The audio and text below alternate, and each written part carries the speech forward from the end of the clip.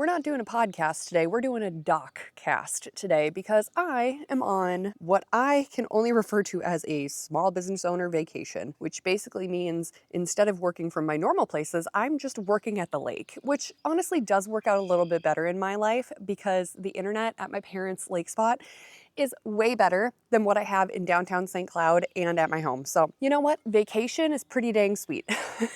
But I needed to record a show and I really wanted to talk about starting your podcast. And I know that's kind of the whole premises of this show, but I feel like we need to get into why people are so scared to start, because I feel like that's been something that I keep running into lately with people. They reach out to me and then they want to start their show, but they're just so scared to put themselves out there. And I know I kind of touched on this last week of how there's so many people consuming content and not a lot of people making the content, but I just want to talk about the mindset of podcasting and starting even when you feel like you're not ready, because it's just so important to get the ball rolling. When I first started my first podcast, The Small Town Tourist, I don't know if I was nervous because I kind of did this for a long time with being a radio DJ, but I didn't know what I was doing. And that's so hard. Like when you start something, you don't know what you're doing and you don't have the confidence in the skill set. That's a really hard thing to get over. And it's something I don't know if you ever truly do get over, because I still find myself floundering sometimes trying to put out fires. I'm like, I don't know what I'm doing. And then the fire gets put out and I realize, oh wait, I do know what I'm doing. I just need to slip out of panic mode.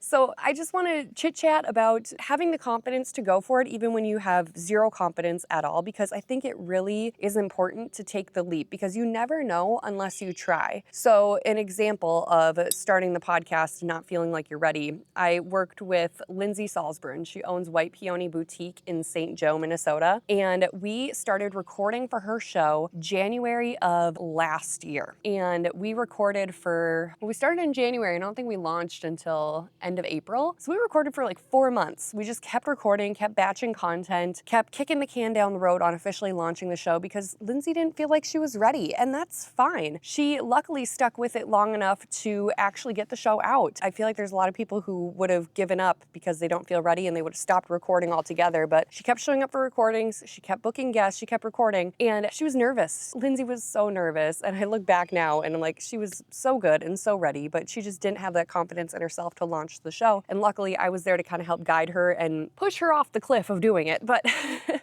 she was so nervous to get going. And when she launched, everyone was just so excited and they were craving this content from her and they were craving her leadership advice. And without that little kick in the pants, people would have never gotten that from her. And it's just so important to finally take that leap of faith and know that you can do it messy and people are still going to love it. Like people are not expecting perfection from the first of anything. Think about going to a new restaurant. It's day one, this restaurant just opened. You don't walk in there and expect everything is going to be going great. You're going to get 5-star service. Your food's going to be perfect. Your drinks are going to be cold and on time and correct. No, you're not expecting that. You're walking into the restaurant because you see this new business in your town and you want to go support them and help them get off the ground. Their service is probably going to be top tier within the next month. But for the first day, first week, you're still figuring out all the kinks. You're still figuring out where the forks are at in the back of the kitchen, you know? So no one is expecting perfection. So when you put out your first podcast, the people who love you and respect you and the audience you've already curated, they're not expecting it to be absolutely perfect. They're expecting some stutters. They're expecting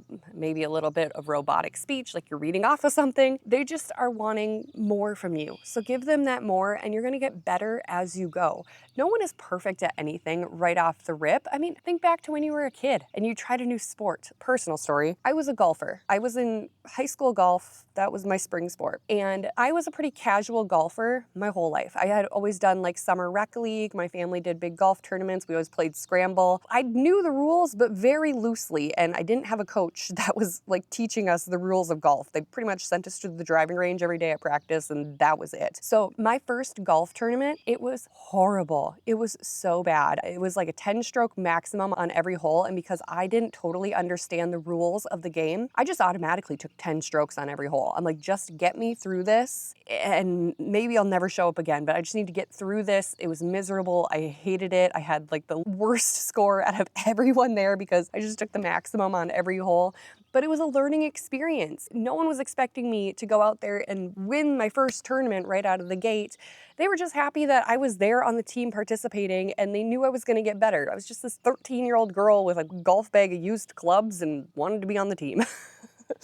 But I got better eventually, and I ended up getting some pretty decent scores in high school. I'm great in a scramble, golfer today, but no one's expecting you to be perfect right from the very beginning. So when you start your podcast, start messy, but just start. That's the biggest thing, is just crossing that hurdle of starting, because if you don't do it, you'll never know what could possibly come from it. If I would have never started my podcast, I would have never gotten to the point now where I'm self-employed making podcasts for people all around the world. I would have never gotten the opportunity to be the lead of social media for Vicky's Camping Country Jam. I would have never met some really amazing people that I now get to call friends and colleagues in my life. So you got to be brave enough to start, and it's such a hard hurdle to get over. And I wish I had better advice for you on doing it other than just do it. Do it messy and just get it out there, because you are going to eventually look back on that first episode and hate it. Like, if you made me go listen to my first episode of any of the shows I've created, I wouldn't. I straight up wouldn't.